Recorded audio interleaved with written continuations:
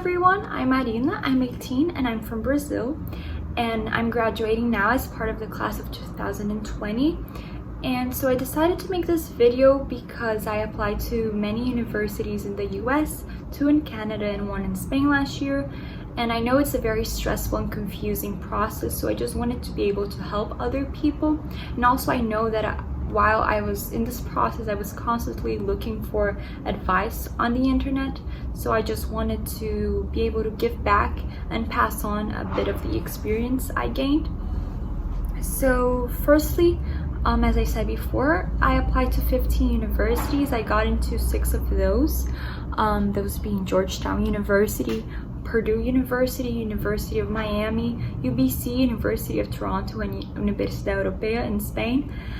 And so my first advice would be make a college list early on, so you know which universities you want to go into and what are their requirements, because I know I did my college list early on, but I added some universities closer to their deadlines, so that was more stressful.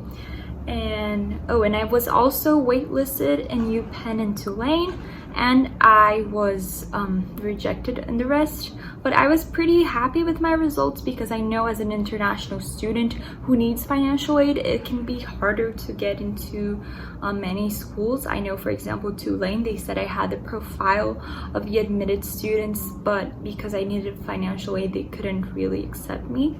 So just keep that in mind if you're an international student who needs financial aid. And so my second advice would be, if you want to study very competitive fields such as economics or business, perhaps apply to another major that is less competitive to get into that university, because it will increase your chances of getting into a university. Especially, it's a very hard school to get into. I know UPenn Modern is like the hardest school to get into, so perhaps choose a less competitive major and then transfer, because I know a lot of universities let you transfer between schools or even inside your school and etc. So keep that in mind. And next I'm going to go into standardized test scores. And my biggest advice for this is try to establish your target score based on your dream schools and your target schools, and not do the opposite. Choose the universities you will apply to based on your SAT. And that's when making your college list comes in handy, because if you do that early, you will be able to study ahead for the SAT and get the score that you need to have a higher chance of getting into your dream schools. And so that's my first piece of advice. So I know I did the SAT 3 times, so I'd say if you can do it more than once, that's totally normal. I think most people do that because it's hard to do as well as you want on the first time. And on my third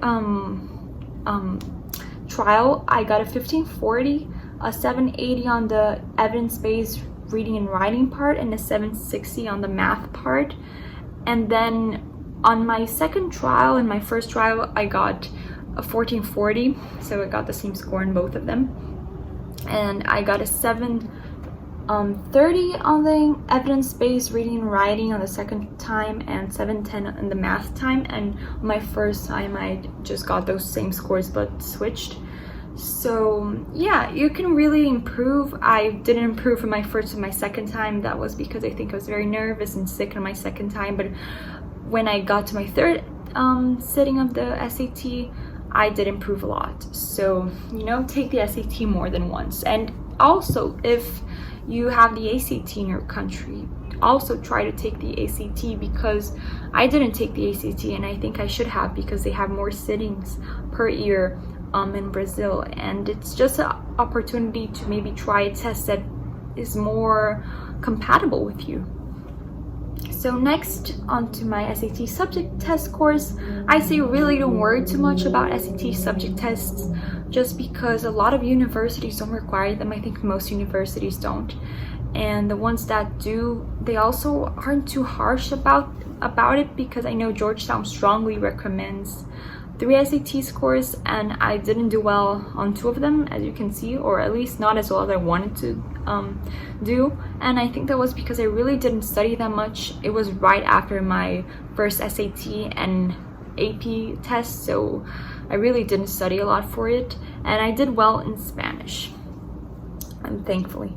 And next on to my AP scores. So I submitted 4 AP scores. AP Seminar I got a 5, AP Spanish a 5, AP US Gov a 4, and AP Lang I got a 4 also. And I was also taking AP Calculus, AP Statistics, AP European History, and AP Research on my senior year, and I'm getting those scores in July. So hopefully I will also do well. And if you're an international student, you also need to take the TOEFL. So I got an 119 on the TOEFL, so that's a nearly perfect score. But you don't need a nearly perfect score. I know some schools, they require 100 or 90. So again, if you prepare ahead and make your university list early, you will know how much you need to study to get a good grade on the TOEFL. But I honestly did not study a lot for it because I go to an American school, so it wasn't that much of a trouble for me. My next tip is, or topic better saying, is essays. For essays, I say my biggest piece of advice is to match your values to the values of the university. And to do that, you need to do your research. You need to research the university, and you need to be very specific about what you say. And what I mean with that is, for example, if you're doing a Y university, you really need to look up their values, their classes, their teachers, and try to mention those in your university, and try to think about events or experiences you had that show you have those values that they want in a student. And also the same goes for the Y major essay. Try to think about specific event that made you fall in love or like that major, and try to match that with what the university has to offer. So I know I am going to study neuroscience, so I was always talking about the research they had in the university, the professors I wanted to work with, the classes I wanted to take, and being a dancer. Also, I wanted to, how I was going to connect the arts with the sciences in university. So try to be very specific about yourself. And my next topic is extracurriculars. It's also my last topic. So my biggest piece of advice for this topic is don't try to be well-rounded, because I know a lot of teachers and counselors say, oh, you know, well-rounded, they're not only a good student, but they do 100 things. And that's not what most universities are looking for. Because I know especially the higher ranked universities and most competitive universities, they really want a diversified class and not a diversified student, meaning that it's better if you try to stick to 2 or 3 activities in which you are very good at in your application than try to talk about 100. And especially if it's something very general, or there are a lot of people do, such as being in stucco, or I don't know, playing intramural sports. You know, try to talk about something that you're really passionate about, that makes you stand out. I know for me, I talked about dance, theater, and Model UN when I was applying to Georgetown, and I try to connect those 3 with my ability to perform, especially in Model UN. I know it may seem a bit unrelated, but there's a lot of the performing side of it and representing a country and defending their opinion and their position. So yeah, try to keep in mind that less is more, meaning that you want to go for quality and not quantity when talking about extracurriculars. So yes, this is the end of my video. Thank you for watching.